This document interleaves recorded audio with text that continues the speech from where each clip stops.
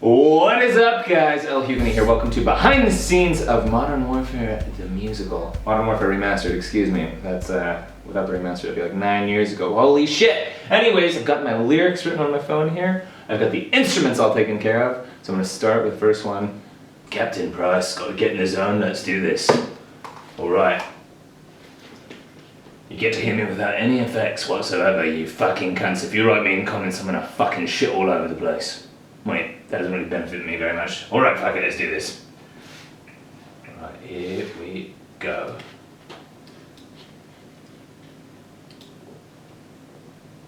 Oh wait, forgot to turn on the metronome.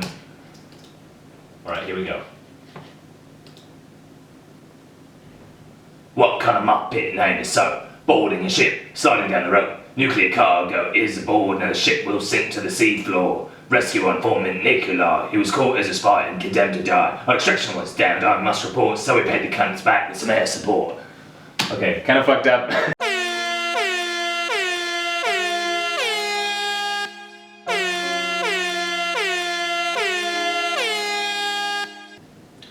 Now it is time for Imran Zakayev.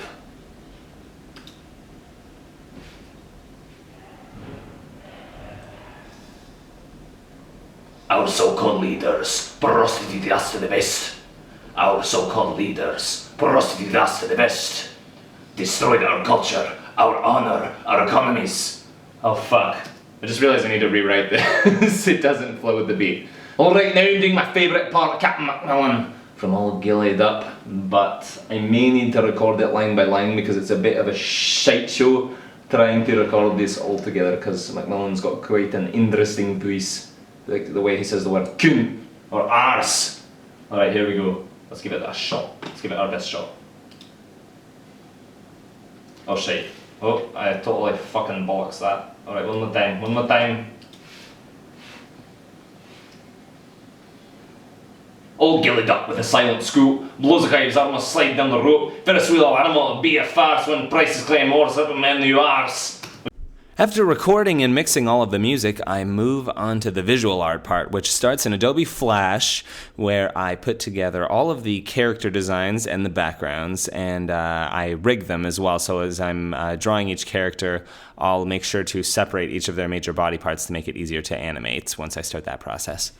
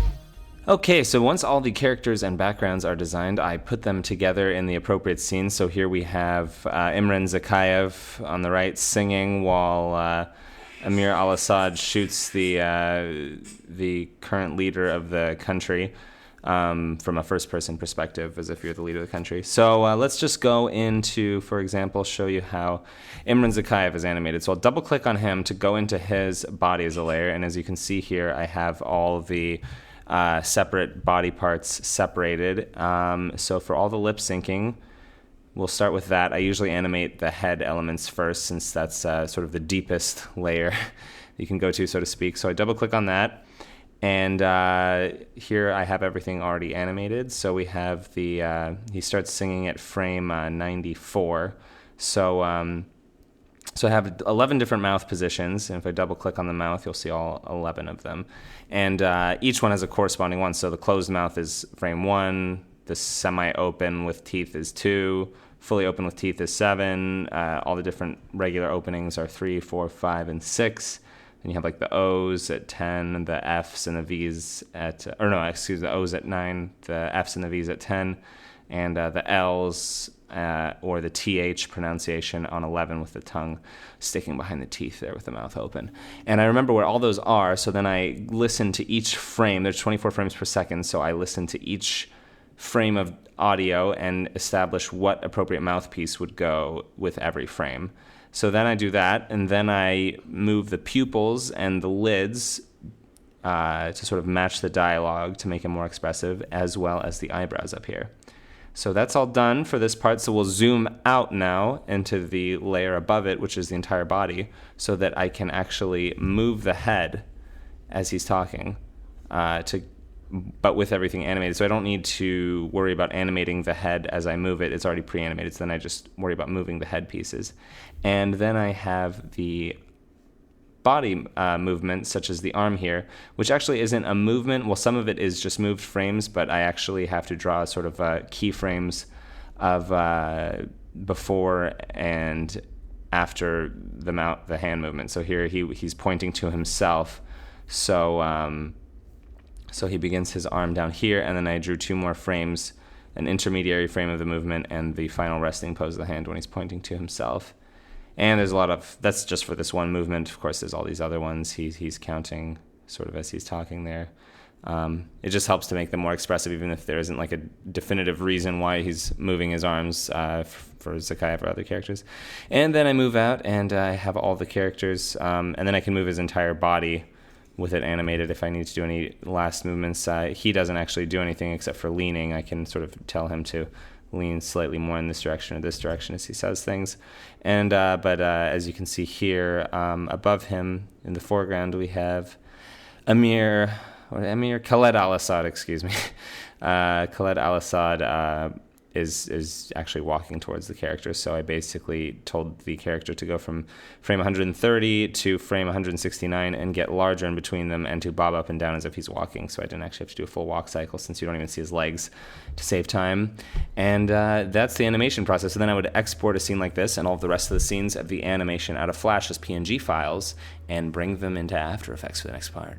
Now we're at the final stage of production, After Effects. So I've brought in my Flash animation file. So here I'm going to show you, for example, usually on After Effects, I might just throw in not much, like for the thing we just exported out of Flash with Khaled Al-Assad and Imran Zakhaev, I might just add a little blur to the background because there was nothing really necessary to throw in that After Effects could bring in. But this shot here is a great example of how efficient After Effects can be. So this is the shot of the helicopter, the Black Hawk helicopter with Price, Soap, and Gaz getting ready to go on the cargo ship. And with After Effects, you can actually make the sequence look a lot more realistic than with Flash. So I actually only exported out the 2D animation of the helicopter. And then I also brought in a 2D image that I drew in Flash of the freighter ship. So let's bring that in here.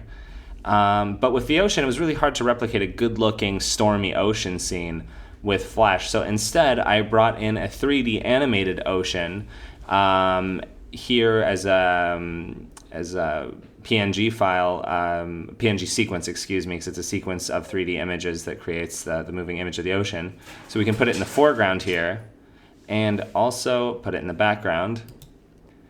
And you can also bring in, what I did is I brought in a pre-recorded visual effects of a stormy ocean and put that in the background. And as you can see, it looks really, really good. And then this has also been color corrected. This is what I can show you what it looked like before the color correction.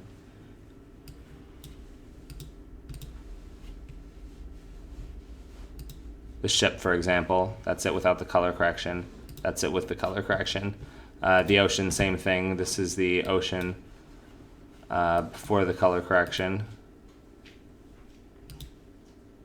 See how it looks very bright, doesn't really match. It looks more like a Caribbean ocean, but then you turn on the color correction that After Effects offers.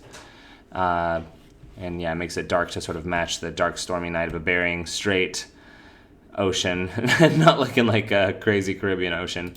Same with the helicopter here. It was a lot brighter before, but then we made it darker to match everything. And you bring it all together, and then there's rain effects in the background there, but you don't see it in the foreground because that was the pre-recorded. So to make it all match and feel more immersed, we add some rain in the foreground as well. So you can see there's actually rain in the foreground, whereas here there was no rain in the foreground. It was just in the background. So it's like, why is there just rain coming in the background, not in the foreground? People might not notice, but it's just a nitpicky thing. But yeah, and then I go through, there's a few other sequences like this that are complicated, such as the Chinook helicopter picking up soap after the Black Hawk leaves and the ship sinks. And you can see the giant tidal wave coming in back there. So I finished putting all the scenes in After Effects here, whatever additional post-production effects need to be done. Crap, my mic just rolled over, just to go to show that things don't always work out exactly how you intend them to. But you gotta roll with the punches, and then export it all out of After Effects, upload it to YouTube, and that is the end of the process. Well, I hope you enjoyed this video. Of course, if you haven't seen it yet, please be sure to watch the actual finished product of this production, Modern Warfare Remastered, the musical. And please be sure to subscribe for more videos like this, and also check out my vlogging channel where I have more behind the scenes and vlog type videos. Thanks again for watching, and you all have a beautiful day.